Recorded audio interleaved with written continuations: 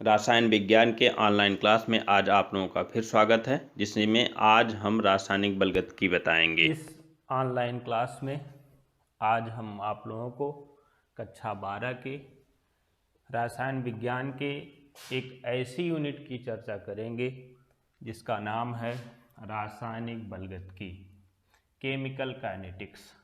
यह रासायनिक बलगतिकी नामक यूनिट परीक्षा के दृष्टिकोण से बहुत ही इम्पॉर्टेंट है। इस यूनिट में से अक्सर 3 नंबर के या 4 नंबर के प्रश्न बोर्ड एग्जाम में अवश्य पूछे जाते हैं। इस यूनिट के अंतर्गत इस क्लास में हम आप लोगों को रासायनिक बलगतिकी कहते किसे हैं, रासायनिक बलगतिकी है क्या, उसकी परिभाषा, उसके साथ साथ पर गति के आधार पर रासायनिक अभिक्रियाओं के प्रकार, उसके बाद अभिक्रिया का वेग या अभिक्रिया दर, फिर आप लोगों को हम बताएंगे अभिक्रिया के वेग को प्रभावित करने वाले कारक, फिर उसके बाद हम बताएंगे आपको अभिक्रिया का वेग स्थिरांक। अर्थात इस क्लास में आज हम आप लोगों को रासायनिक बलगतिकी से लेकर के हम आप लोगों को वेग स्थिरांक तक बताएंगे। आइए शुरू करते हैं। जैसे हमने यहाँ पर लिखा है रासायनिक बलगतिकी, इंग्लिश होती है केमिकल काइनेटिक्स। रासायनिक बलगतिकी क्या है, इसकी परिभाषा कैसे देते हैं, इसको परिभाषित कैसे करते हैं। तो रासायनिक बलगतिकी भौतिक रसायन की एक शाखा है।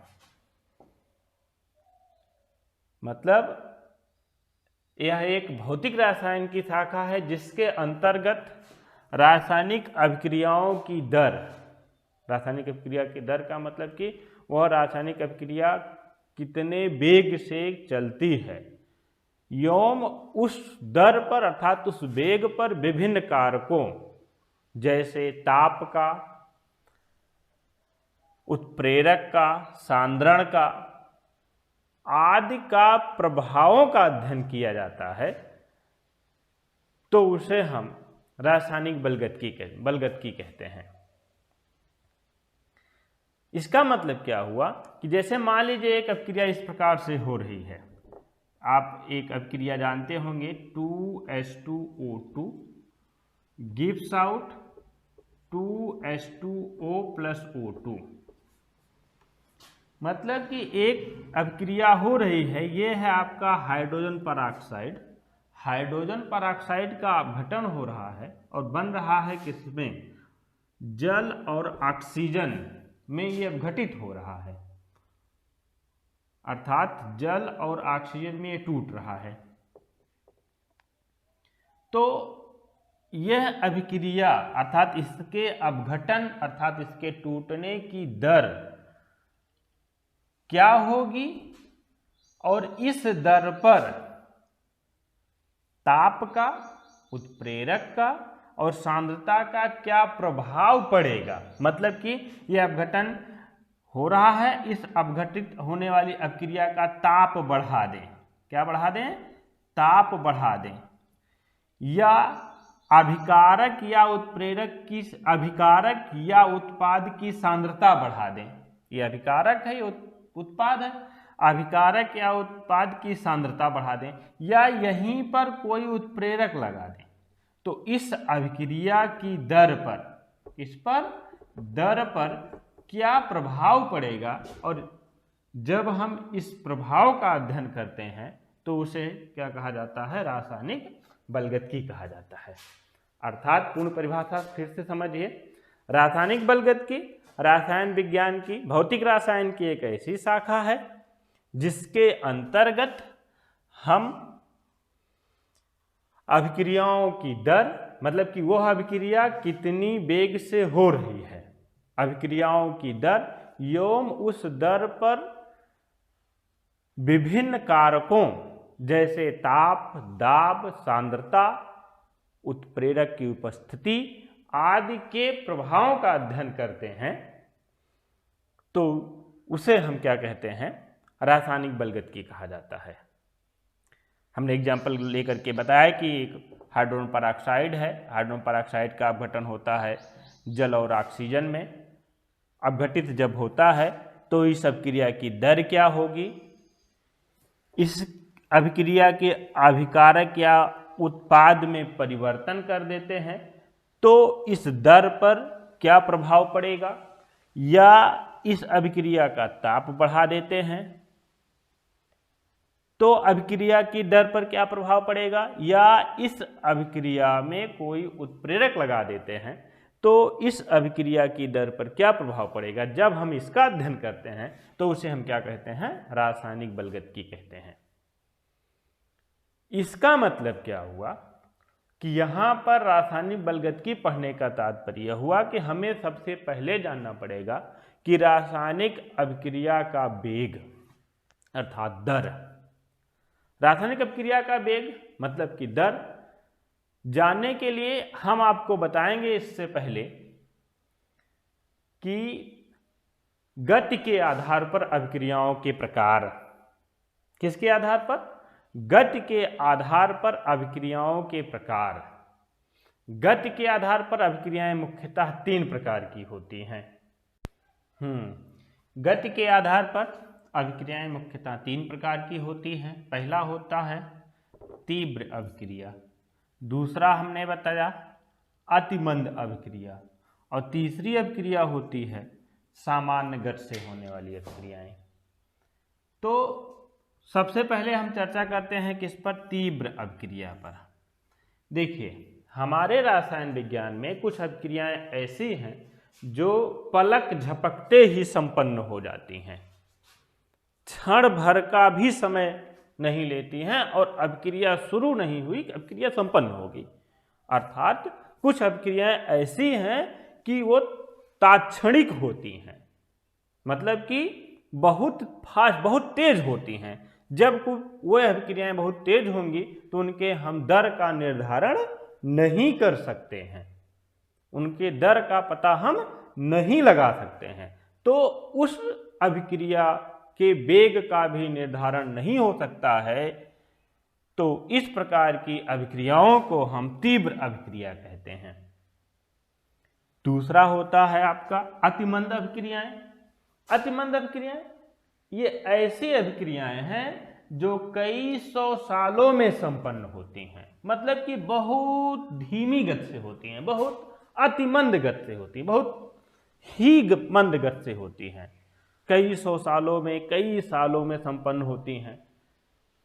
तो इस प्रकार की अभिक्रियाओं को हम कैसी अभिक्रिया कहते हैं, अतिमंद अभिक्रियाएं, अतिमंद अभिक्रिया कहा जाता है। तो इनके वेग का निर्धारण करना भी असंभव होता है क्योंकि बहुत समय लेती हैं, बहुत समय लेने के कारण इनके वेग का निर्धारण करना असंभव होता है। अगला होता है आपका सामान्य गति से होने वाली अभिक्रियाएं। सामान्य गति से होने वाली अभिक्रिया, तो सामान्य गति से होने वाली अभिक्रिया कौन सी अभिक्रिया होती है, ऐसी अभिक्रिया जो कुछ मिनटों, कुछ घंटों या कह सकते हैं कि कुछ दिनों में संपन्न होती हैं, मतलब कि एक सामान्य चाल से होती हैं जिनका हम आसानी से, जिनकी गणना हम आसानी से कर सकते हैं, अर्थात जिनके वेग का निर्धारण हम आसानी से कर सकते हैं। तो उस प्रकार की अभिक्रियाओं को हम कैसी अभिक्रिया कहते हैं, सामान्य गति से होने वाली अभिक्रियाएं कहा जाता है। तो इस रासायनिक बलगतिकी के अंतर्गत हम जो भी अभिक्रियाओं के बारे में चर्चा करेंगे, जितनी भी अभिक्रियाओं के बारे में चर्चा करेंगे, वो मुख्य रूप से सामान्य गति से होने वाली अभिक्रियाओं के बारे में ही चर्चा करेंगे, क्योंकि इनका दर निकालना संभव है, और जब दर निकाल लेंगे तो हम उसी दर पर ताप का, उत्प्रेरक का और सांद्रता के प्रभाव का अध्ययन आसानी से कर पाएंगे। कुछ अभिक्रियां हम आपको बता देते हैं, जिसके पहले हमने एक अभिक्रिया बताई भी थी, लिखी भी थी कि हाइड्रोजन पेरोक्साइड का अपघटन, हाइड्रोजन पेरोक्साइड का अपघटन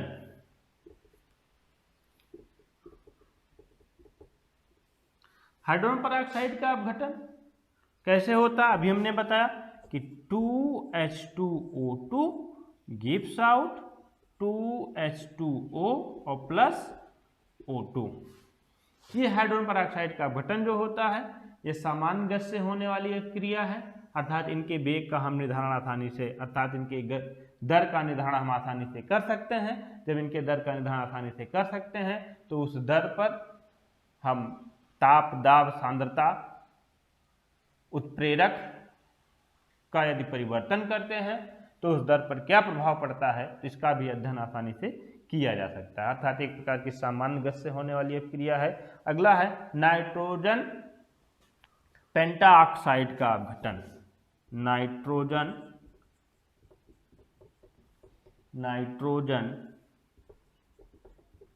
पेंटाऑक्साइड का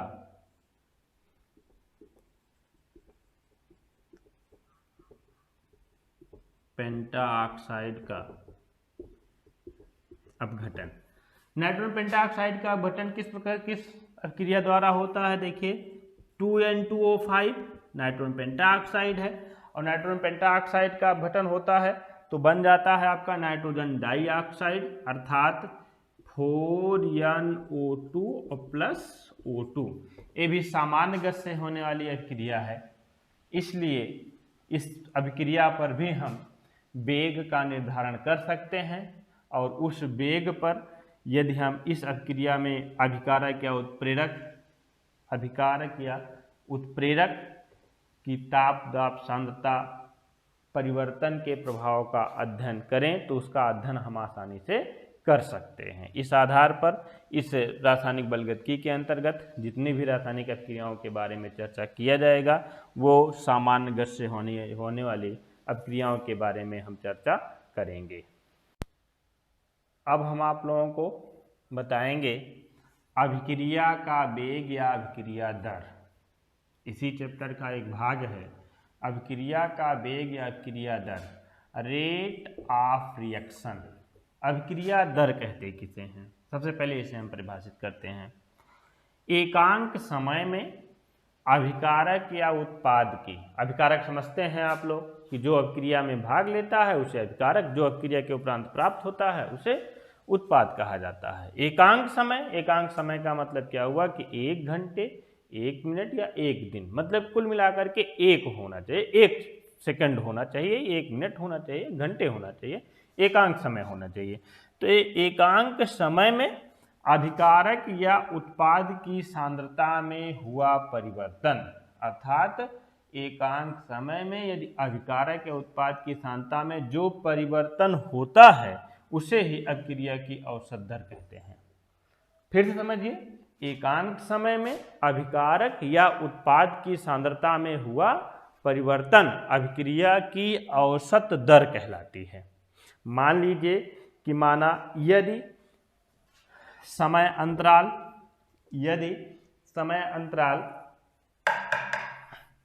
डेल्टा टी में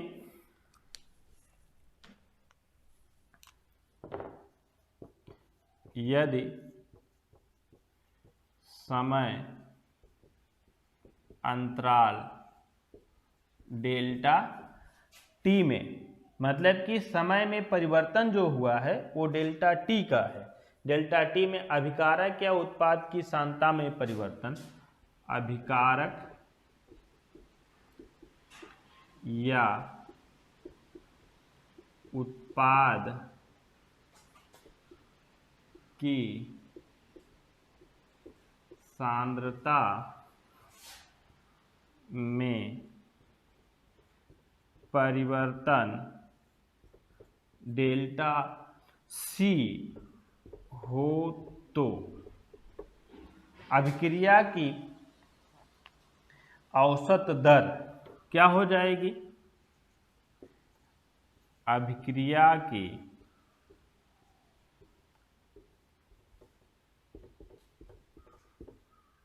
औसत दर इक्वल टू, मतलब यदि समय अंतराल डेल्टा टी हो, मतलब कि समय में परिवर्तन जो हुआ है डेल्टा टी का है, अभिकारक हो या उत्पाद में, उत्पाद की सांद्रता में परिवर्तन डेल्टा सी है, तो हमने बताया है कि अभिक्रिया की औसत दर क्या होगी, एकांक समय में अभिकारक या उत्पाद की सांद्रता में हुआ परिवर्तन, मतलब अभिकारक या उत्पाद की सांद्रता में जो परिवर्तन होगा, मतलब यहां पर लिखेंगे क्या हम, अभिकारक या उत्पाद की सांद्रता में परिवर्तन, अभिकारक या उत्पाद, अभिकारक या उत्पाद की सांद्रता में परिवर्तन बटे समय अंतराल।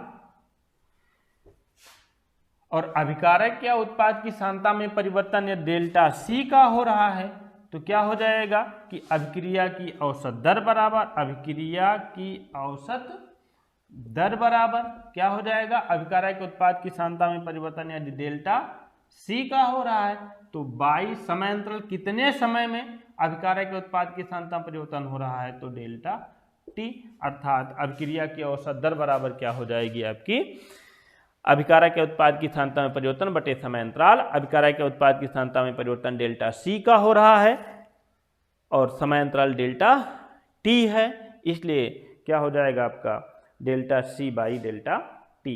माना एक अभिक्रिया निम्न प्रकार से हो रही है, इसको हम इस प्रकार से समझाते हैं।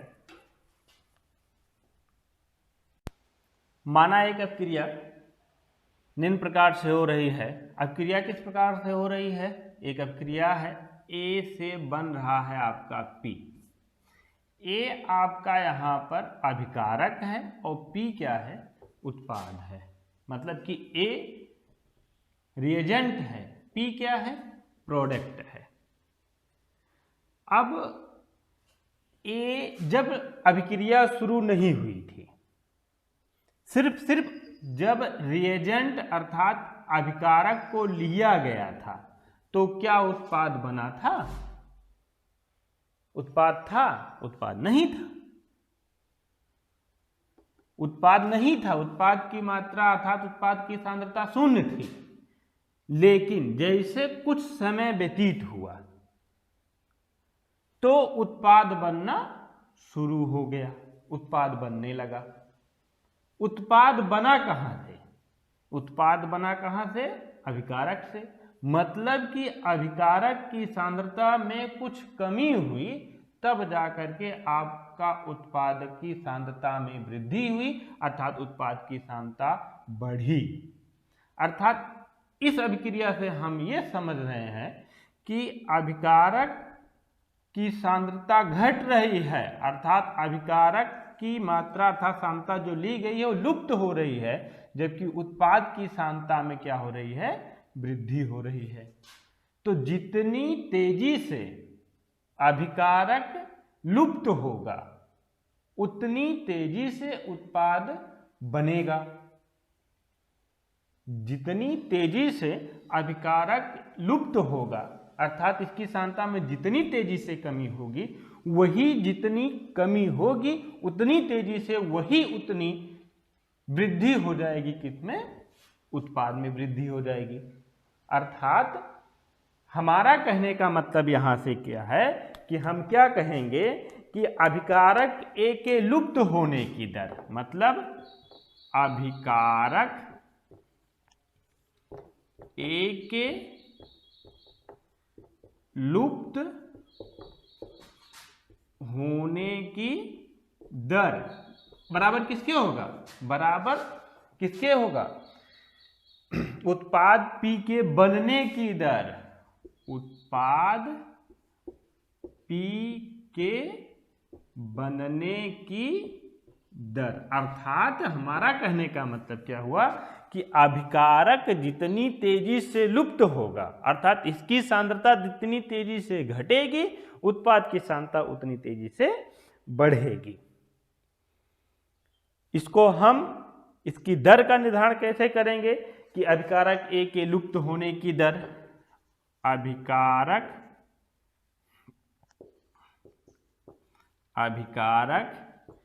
ए के लुप्त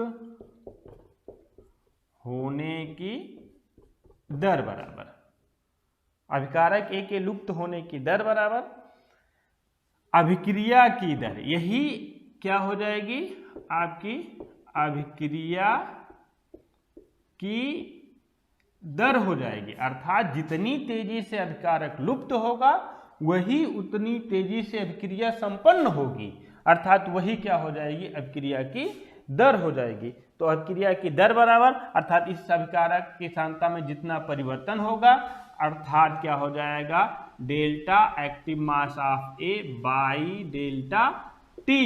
एक्टिव मास ऑफ ए मतलब कि ए की सांद्रता, अभिकारक ए की सांद्रता, क्योंकि सामने डेल्टा है तो ए की सांद्रता में हुआ परिवर्तन, और डेल्टा टी मतलब समय अंतराल, अर्थात अभिकारक ए की सांद्रता, एक्टिव मास ऑफ ए यही प्रदर्शित करता है।